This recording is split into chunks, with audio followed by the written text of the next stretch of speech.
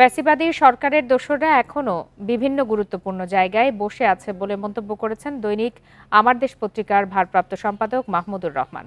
দুপুরে জাতীয় প্রেস ক্লাবে সাংবাদিকদের সঙ্গে মতবিনিময় সভায় তিনি এই মন্তব্য করেন। বলেন, দেশের বেশিরভাগ মিডিয়া ভারতের এজেন্ট।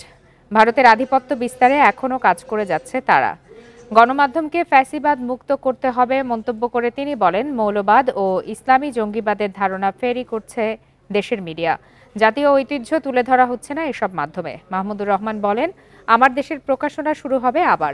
এজন্য তিনি সরকারের সহযোগিতা চেয়েছেন। এ সময় ছাত্র জনতার অভ্যুত্থানে আহতদের দেশে বিদেশে সুচিকিৎসা ও পুনর্বাসনের আহ্বান জানান তিনি।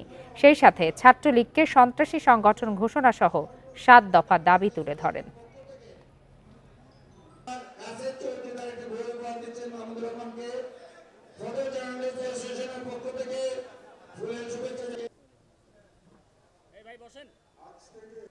আজকে কোন রাজনৈতিক বক্তব্য দেবেন তার কৃতজ্ঞতা জানানোর ভাষা আমার না।